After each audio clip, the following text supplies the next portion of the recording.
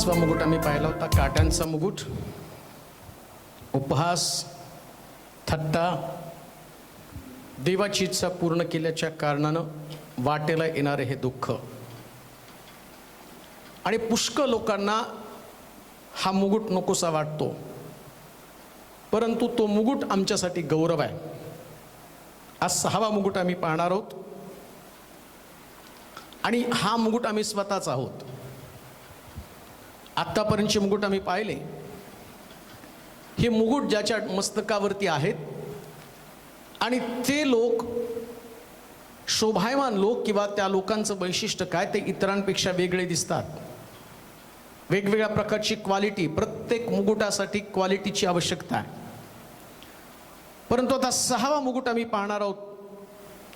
यशाचं पुस्तक, त्याचा 62वा अध्याय आणि त्याची 1 पासून 4 पर्यंतच्या वचनामध्ये असं म्हटलं की देवाच्या हातातील शोभायमान मुकुट. यशाचं पुस्तक 62वा अध्याय आणि त्याचं 1 पासून 4 पर्यंतचं वचन. सियोनेची धार्मिकता, सियोनेची धार्मिकता उदय प्रभेप्रमाणे, उदय प्रभेप्रमाणे फाके तोवर तिच्याकरिता मी मौन धरणार नाही. तिच्याकरिता मी मौन धरणार नाही. यरुशलेमेचे तारण, यरुशलेमेचे तारण पेटलेल्या मशालीप्रमाणे दिसे, पेटलेल्या मशालीप्रमाणे दिसेल.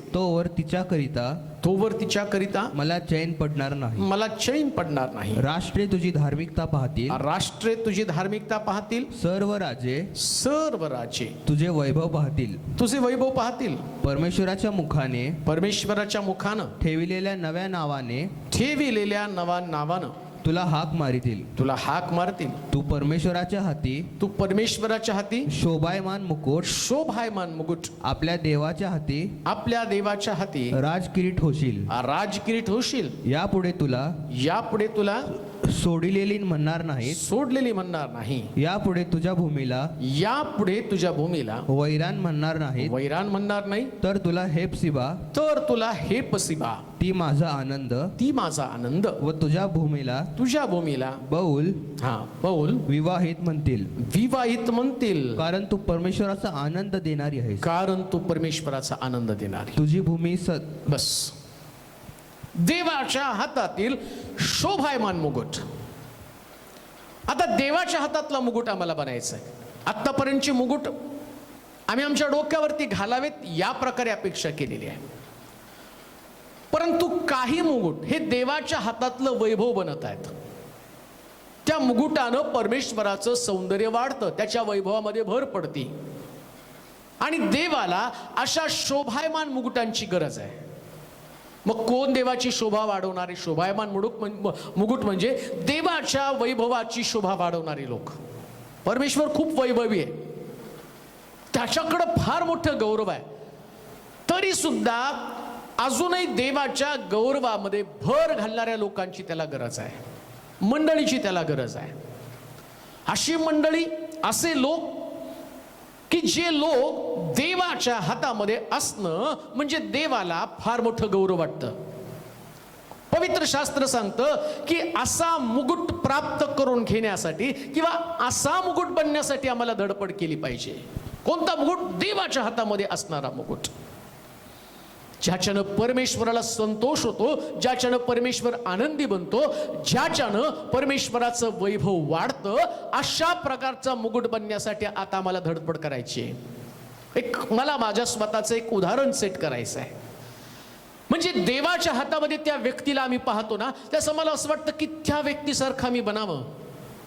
तो मुकुट जो आहे ना, आणि तसला मुकुट मी बनलं पाहिजे. कोण आहे पवित्र शास्त्रामध्ये अशी उदाहरणं ज्यांना पाहिल्यावरती लोकांचे आम्ही पाहतो की सगळं काही आणि विसरून गेलेले त्या ठिकाणामध्ये?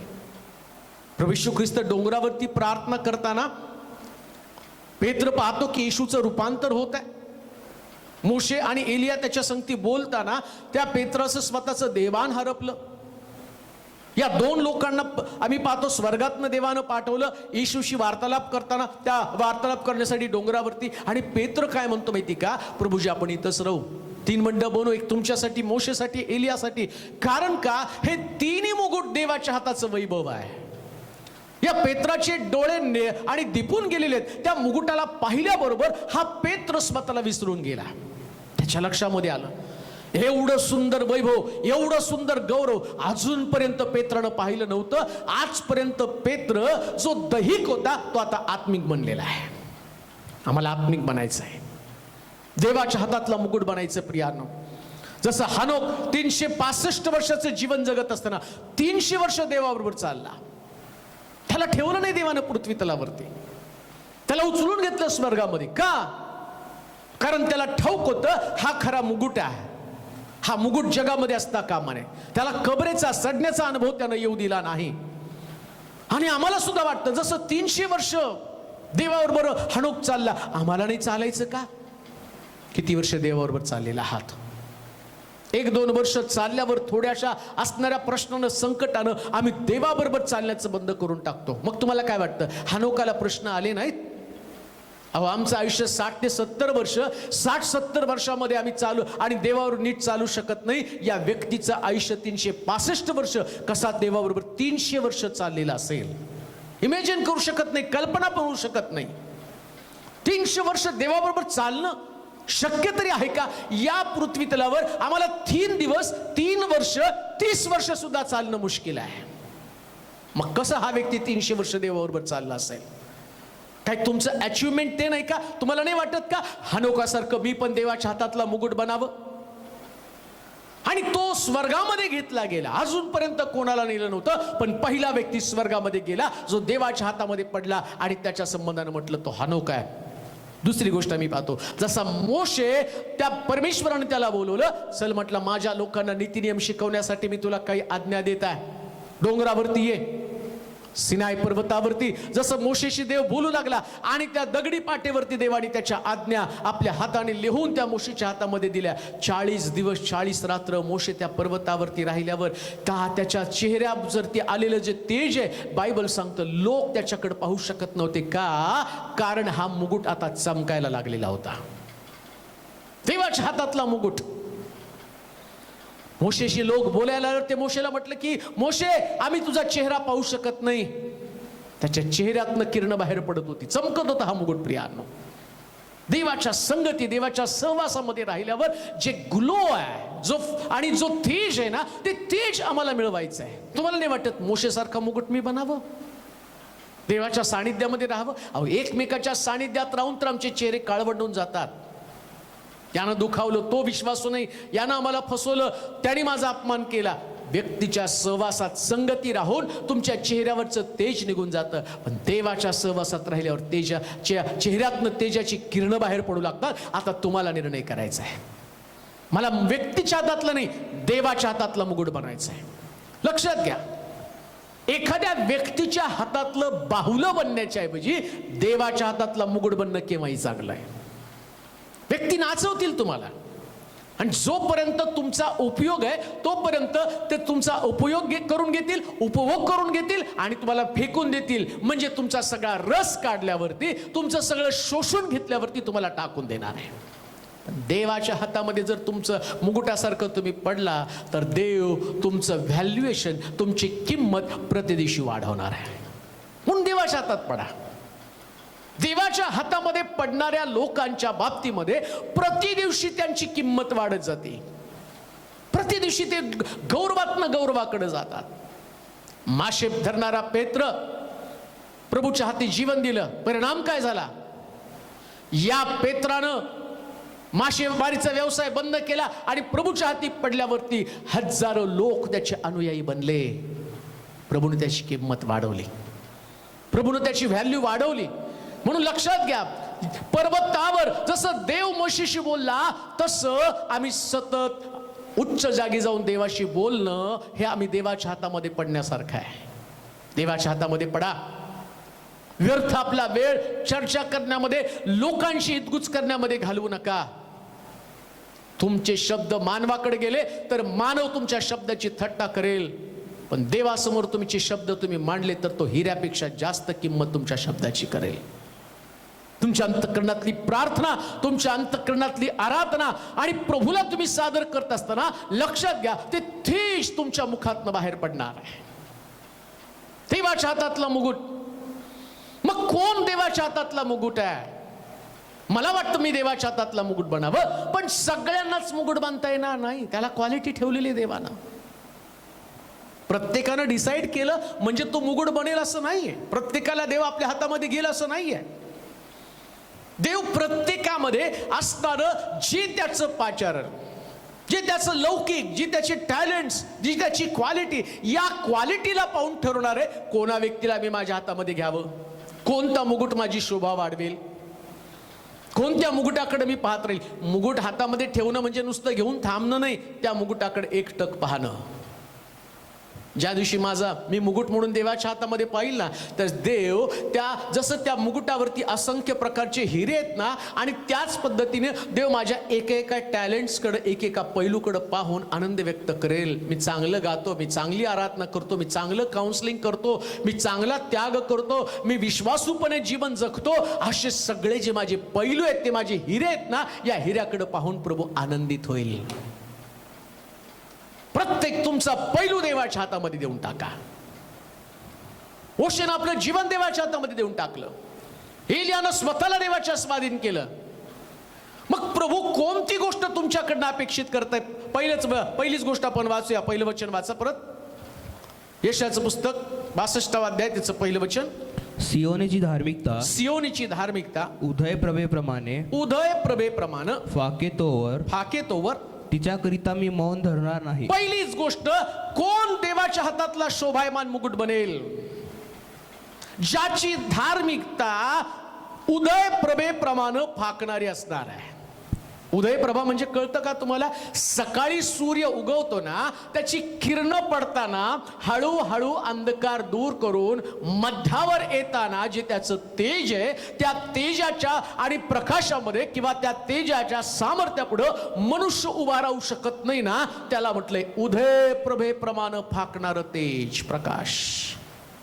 आणि तुमची धार्मिकता अशीच बनली पाहिजे. सुरुवातीला सूर्य उगवतो तसा पहिल्यांदा तो अंधकार दूर करतो, नंतर त्याची कवळी किरणं मनुष्याच्या शरीराला हवी हवीशी वाटतात, परंतु जसा जसा तो मध्यावरती येईल त्याच्या किरणासमोर कोणी टिकाव धरू शकत नाही. धार्मिकता आमची अशीच बनली पाहिजे. पहिल्यांदा सूर्याचा प्रकाश आमच्यावरती आल्यावर अंधकार दूर व्हायला पाहिजे. आमच्या जीवनातलं पाप निघून गेलं पाहिजे. पाप हा अंधकार आहे. कोण देवाच्या हातातला मुकुट बनणार आहे? ज्यानं आपल्या जीवनातलं प्रत्येक पाप देवाला दाखवलं आणि देवासमोर कबूल केलं, आणि ते पाप त्याच्यातनं नष्ट झालेलं आहे, नाहीसं झालेलं आहे. पाप जर तुमच्यामध्ये अजून पण आहे, लबाडी अजून पण आहे, अजून पण तुमच्यामध्ये राग आहे, द्वेष आहे, लोभ आहे, मत्सर आहे, अजूनही व्यभिचार आहे, अजूनही शिवीगाळ आहे, अजून एकमेकाची फसवणूक आहे, निंदा आहे, अजून पण स्पर्धा आहे, अजून पण वरचढपणा आहे, अजून पण वाटतं कोणीतरी माझं कौतुक करावं, अजून पण मी पण आहे, अजूनही मी स्वतःला देवाला जेवढं समर्पित करायला पाहिजे तेवढं समर्पित मी प्रभूला केलं नाही, अजूनही माझ्यामध्ये त्याच गोष्टी आहेत, पाप माझ्यामध्ये अजून आहे. पुष्कळ वेळा देवाचं वचन आमच्याशी बोललं. कधी कधी त्या वचनानं स्पष्टपणे आमचं पाप आम्हाला दाखवलं, आमच्यातले दोष आम्हाला दाखवले, पण आम्ही त्या सूर्याच्या प्रकाशामध्ये आल्यावर वचनाचा प्रकाश जसा माझ्याकडे आला, त्या वचनाच्या प्रकाशामध्ये माझा अंधकार दूर झालाच नाही. आणि आम्ही म्हणतो तुम्ही देवाच्या हातातला मुकुट बनला पाहिजे. मग तुम्ही सेवक असा, विश्वासणारी व्यक्ती असा, मग तुम्ही मंडळी असा. मंडळी देवाच्या हाताचं मुकुट बनलं पाहिजे. मी ज्या मंडळीचा पाळक आहे ना, या मंडळीचा पाळक या नात्यानं मला माझी मंडळी परमेश्वराच्या हातामधला मुकुट बनणं, त्याच्यासाठी मेहनत घ्यावीच लागेल. पण मंडळीतलं पाप गेलं पाहिजे. मंडळी जर पापामध्ये असेल, मंडळीमध्ये ख्याली खुशाली असेल, चैनबाजी असेल, जगिक जीवन मंडळीमध्ये ठासून भरलं असेल, मग ती मंडळी देवाच्या हातातला मुकुट कसं बनेल? चर्च मध्ये ती स्पर्धा लागली पाहिजे की धार्मिकतेच्या बाबतीमध्ये आम्ही सर्वोच्च असलं पाहिजे. पैसे वाढणारं चर्च नकोय, धार्मिकतेमध्ये वाढणारं चर्च पाहिजे. आज एखाद्या मंडळीची तुलना किती मंडळी श्रीमंत आहे याच्याशी केली जाते, तुमचा बॅलन्स किती आहे याच्याशी केली जाते. पण परमेश्वर मंडळीची तुलना करताना उदय प्रभेप्रमाणे फाकणारी धार्मिकता याच्यानं मंडळीची तुलना करतो.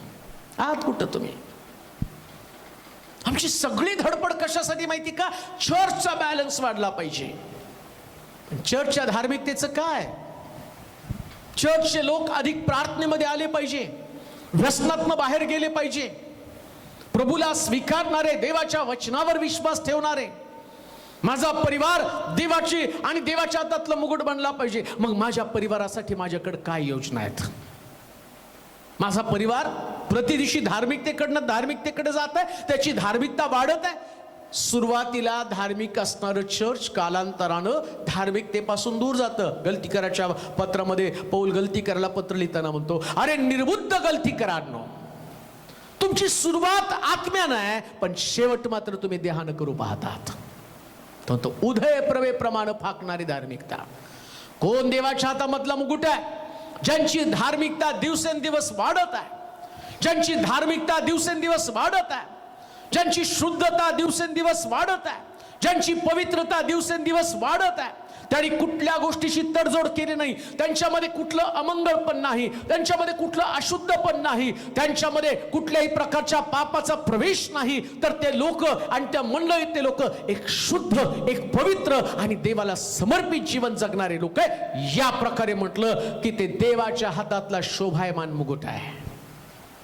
आणि असं लिहिलंय, सूर्य मध्यावर आल्यावर त्याची किरण सहन करण्याची ताकद कोणामध्ये नसती, तसं असं धार्मिक बनलं पाहिजे ना, पापी व्यक्ती तुमच्या समोर उभं पण राहायला नकोय, त्या व्यक्तीनं तुम्हाला पाहिल्याबरोबर दंडवत घातलं पाहिजे, पाप सोडलं पाहिजे. जसं प्रभू येशू ख्रिस्त याकोबाच्या विहिरीवरती आला आणि त्या याकोबाच्या विहिरीवरती शमरोनी स्त्री त्याला भेटली, बाई तुझ्या नवऱ्याला बोलवून आण. ते पाप त्यानं दाखवलं, प्रकाश तिथं फाकला आणि प्रकाश फाकल्याबरोबर ती म्हणती, बाबा माझ्याकडे नवरा नाही. ठीक बोललीस, आतापर्यंत 5 पुरुष तुझ्याकडे येऊन गेले आणि त्यांना तू फसवलं, 6वा देखील तुझ्या घरात येई, तोही तुझा नवरा नाही. प्रकाश फाकला, त्याच्यासमोर उभी पण राहू शकली नाही. का गर्दीतच टाकले?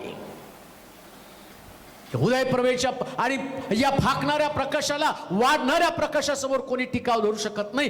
जक्कय आणि प्रभू येशू ख्रिस्त जक्कयाच्या घरी गेला, कुणाचं कुभांडानं घेतलं असेल चौपट परत करतो, अर्धद्रव्य गरीबाला देऊन टाकतो. का? हा प्रकाश जिथं जातो ना तिथं पापच राहू शकत नाही.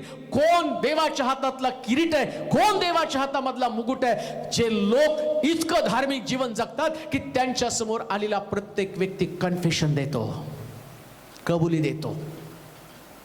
प्रश्न तोच आहे. एवढे वर्ष प्रभूच्या अनुभवामध्ये चाललेले, वचनामध्ये मुळावलेले लोक आहे,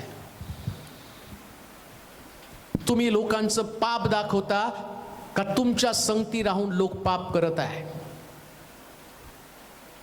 त्यांनी तुम्हाला पापाची कबुली देतात का ते तुम्हाला पाप करण्यासाठी मदत करा म्हणून सांगतात? कसं? जर आम्ही अशा पद्धतीनं पाप करणाऱ्याला मदत करत असू तर आम्ही देवाच्या हाताचा मुकुट कसा बनवू? धन्य तो पुरुष जो दुर्जनांच्या मसलतीने चालत नाही, पापी जनांच्या मार्गात पाऊल घालत नाही, धर्मनिंदकाच्या बैठकीत बसत नाही, अहोरात्र परमेश्वराच्या शास्त्राचं मनन करतो. कधी कधी कळतं आम्हाला हे पाप आहे, तरी ती पाप करणारी व्यक्ती तिचं पाप दाखवण्याच्या ऐवजी आम्ही तिचं समर्थन करत असतो. मग देवाच्या हाताचा मुकुट तुम्ही बनणार कसा? एक व्यक्ती पाप करते ना तर त्या व्यक्तीनं तुमच्या समोर उभं राहू नये एवढी तुमची धार्मिकता बनली पाहिजे. पाप करून ती व्यक्ती तुमच्या समोर येऊन जर उभं राहू शकत असेल तर तुम्हाला तुमच्या जीवनाची तपासणी करणं गरजेचं आहे. मी खरंच धार्मिक आहे का आणि मी प्रभूच्या हातातला मुकुट बनेल का? पाप घेऊन ती व्यक्ती तुमच्याकडे येऊ शकणार नाही, त्यानं येऊच नाही. जक्कय प्रभू येशू ख्रिस्ताकडे आला पण त्यानं सगळं सोडण्याचं कबूल केलेलं होतं. शमरोनी स्त्री परत त्या तिच्या नवऱ्याकडे गेली नाही, ती शमरोनामध्ये गेली. जेव्हा एक व्यक्ती अशा प्रकारचं धार्मिक जीवन जगतो ना त्याच्यानंतर त्याचं परिवर्तन होतं, त्याचं रूपांतर होतं. तडजोडीचं जीवन जगू नका.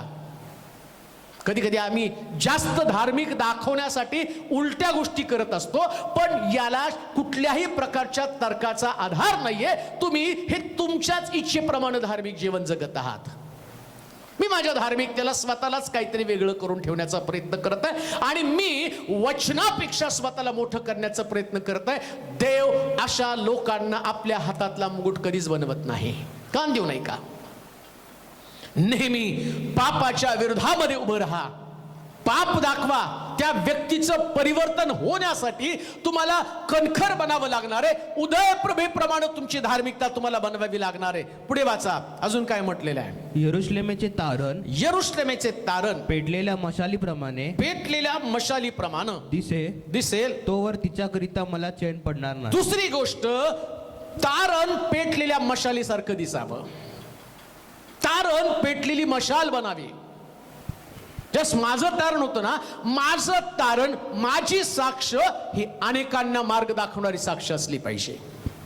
कोण देवाच्या हातातला मुकुट बनणार आहे? ज्यांचं तारण, ज्यांचं परिवर्तन, ज्यांचं जीवन बदललं ना, ते बदललेलं जीवन अनेकांना अंधकारातनं प्रकाशामध्ये चालवणार असलं पाहिजे. अशी साक्ष बनू द्या की तुमचं जीवन पाहून लोकांचं परिवर्तन व्हायला पाहिजे. तुम्ही लोकांमुळे बदलू नका. कधी कधी काय होतं माहिती का, माझं तारण होतं, पण पाप करण्यासाठी जो व्यक्ती पाप करतो ना, त्याचं अनुसरण आम्ही करतो आणि माझी धार्मिकता आम्ही घालवून बसतो.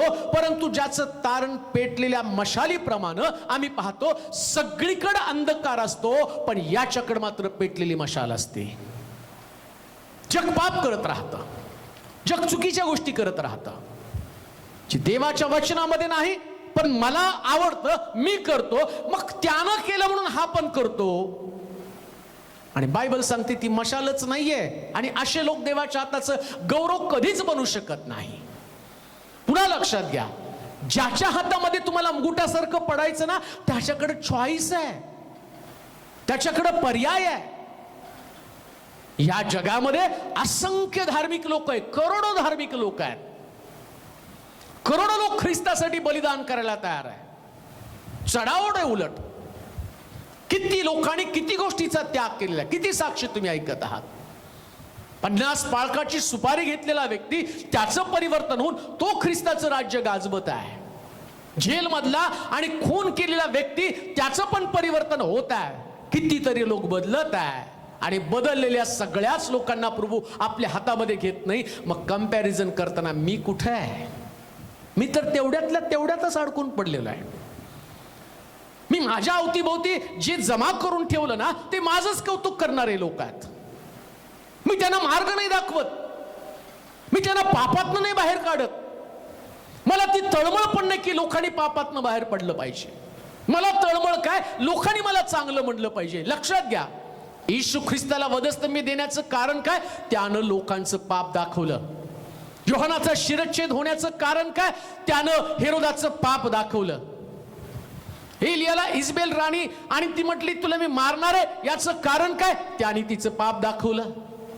हे देवाचे लोक नेहमी पेटलेल्या मशालीसारखे राहिलेले आहेत. मग तुम्ही पेटलेल्या मशालीसारखं का तुम्ही तडजोड करत आहात, ऍडजस्टमेंट करत आहात? तुम्ही कसं तरी तुमच्या मनानं मिळवलेली धार्मिकता, तुमच्या योजनेप्रमाणे मिळवलेली धार्मिकता, ही धार्मिकता तुम्हाला देवाच्या हातातला मुकुट कधीच बनू देणार नाही. देवाच्या हातातला मुकुट बनायचं एक्स्ट्रा ऑर्डिनरी तुम्हाला बनावं लागणार आहे, वेगळं. मग ते लोकांना पसंत पडणार नाही. लोकांसाठी तुम्ही विलन म्हणाल, पण जेव्हा लोक तुम्हाला विलन बनवतात ना, तुम्ही देवाच्या राज्यातले हिरो आहात. बांधणाऱ्याने नापसंत केलेला धोंडा कोणशिला झाला.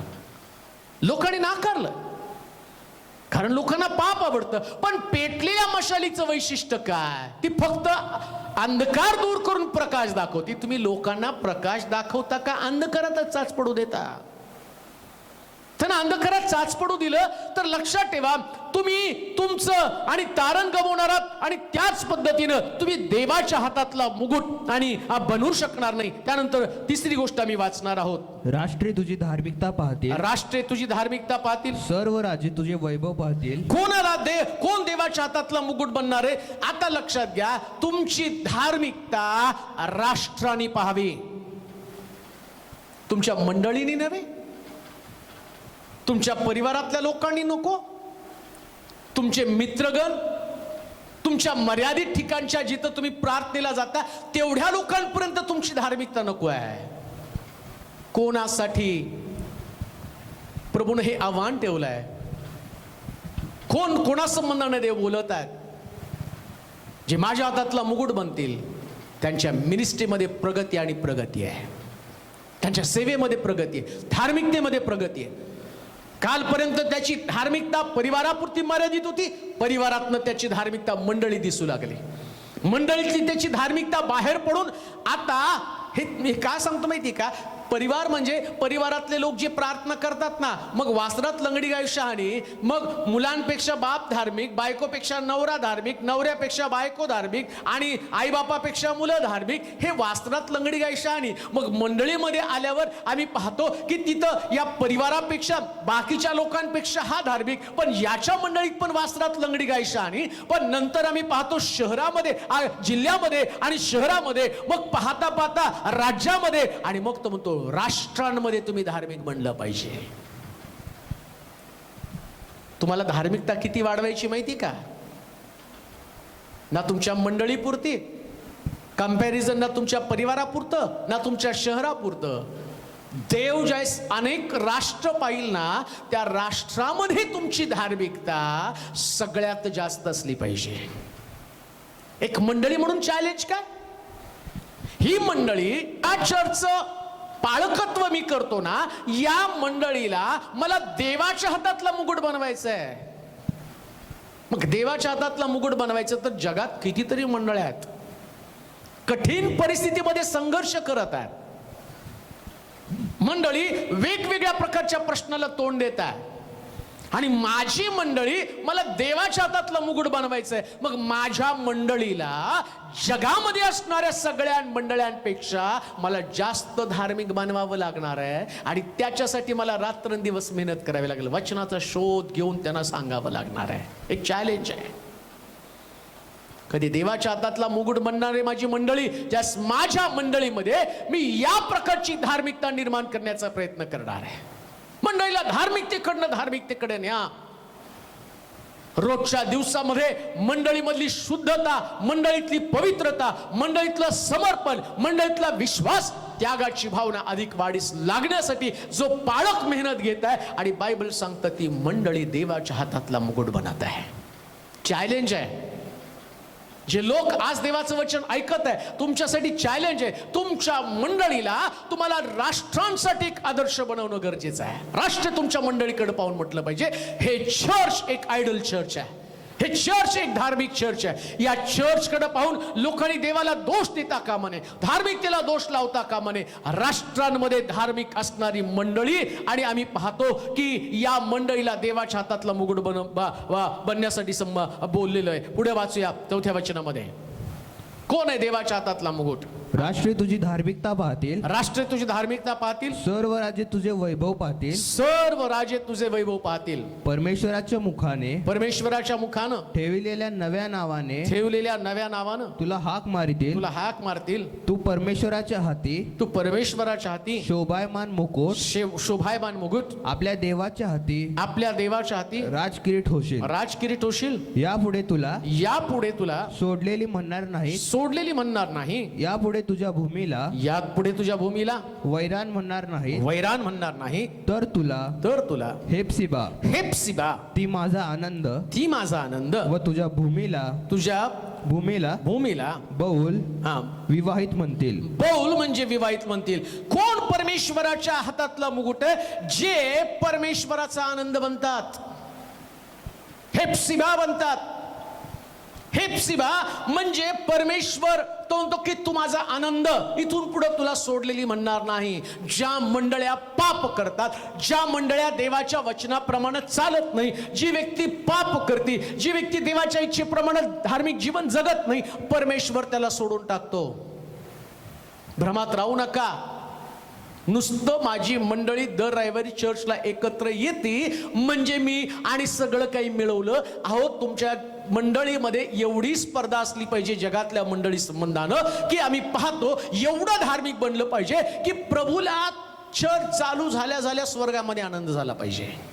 मी तुला सोडणार नाही, मी तुला इथून पुढं बाऊल म्हणजे सोडलेली म्हणणार नाही, तुला बाऊल म्हणजे टाकलेली म्हणणार नाही, आणि तुला सोडलेली म्हणणार नाही, तर मी तुला हेप्सिबा म्हणजे तू माझा आनंद. कोणत्या व्यक्तीला, कोणत्या मंडळीला? जी मंडळी परमेश्वर तिच्याकडे पाहिल्यावर त्याला आनंद होतो. तो म्हणतो ही मंडळी शुद्ध आहे, ही मंडळी माझ्या वचनाप्रमाणे, ही व्यक्ती माझ्या शुद्ध आहे, ही व्यक्ती माझ्या वचनाप्रमाणे, हा सेवक शुद्ध आहे, हा व्यक्ती माझ्या वचनाप्रमाणे जीवन जगत आहे. आणि मग परमेश्वर म्हणतो तू माझ्या हातामधला राजकिरीट आहे, तो परमेश्वराच्या हातामधला शोभायमान मुकुट आहे. अन्यथा मी कितीही धार्मिक जीवन जगलो पण मी परमेश्वराच्या हाताचा मुकुट कधीच बनणार नाही. प्रार्थना करू आपण. सर्व समर्थ देवा, पुन्हा एकदा तुझी स्तुती करतो, तुझी आराधना करतो, तुझ्या पवित्र गौरव धन्यवाद देतो. परमेश्वराच्या हातातला शोभायमान किरीट मुकुट आम्हाला बनायचं आहे. त्याच्यासाठी लागणाऱ्या सगळ्या क्वालिटीज आमच्यामध्ये येऊ दे. मी माझ्या मंडळीसाठी प्रार्थना करतो, मी माझ्या व्यक्तिगत जीवनासाठी प्रार्थना करतो. उदय प्रभेप्रमाणे माझी धार्मिकता, मंडळीची धार्मिकता फाकली जाऊ दे. राष्ट्रामध्ये फक्त आम्ही आमच्या परिवारात, आमच्या मंडळीत, आमच्या शहरापुरतं मर्यादित राहायचं नाही. जगाच्या मंडळांचा इतिहास पाहिला जाईल, त्यांचं निरीक्षण केलं जाईल, त्यामध्ये हे शिलो एक सगळ्यांपेक्षा वेगळं दिसू दे. त्यासाठी या मंडळीला अतिशय शुद्धतेमधनं शुद्धतेकडे घेऊन जा, पवित्रतेतनं पवित्रतेकडे घेऊन जा, विश्वासातनं अधिक विश्वासामध्ये घेऊन जा. मंडळीतल्या लोकांसाठी प्रार्थना करतो, त्यांची धार्मिकता परिवारामध्ये फक्त नसावी, मंडळीपुरती नसावी. जगातल्या मंडळ्या असतील ना, त्या मंडळ्यांमध्ये एक एक व्यक्तीची धार्मिकता तपासली जाईल. प्रभू त्यावेळेस त्या मंडळीतल्या व्यक्तींचं व्यक्तिमत्व एवढं धार्मिक बनू दे की प्रभू या मंडळीला पाहिल्यावर, लोकांना पाहिल्यावर तू हेप्सिबा म्हणजे तुझा आनंद ती मंडळी बनावे. आम्ही घटले जाऊ दे, उंच केला जा. काही कमतरता असतील तर आज तू त्या काढून टाक आणि आम्हाला तुझ्या गौरवाचं, योग्यतेचं पात्र बनव. येशूच्या नावात मागतो म्हणून तो ऐक. आमेन.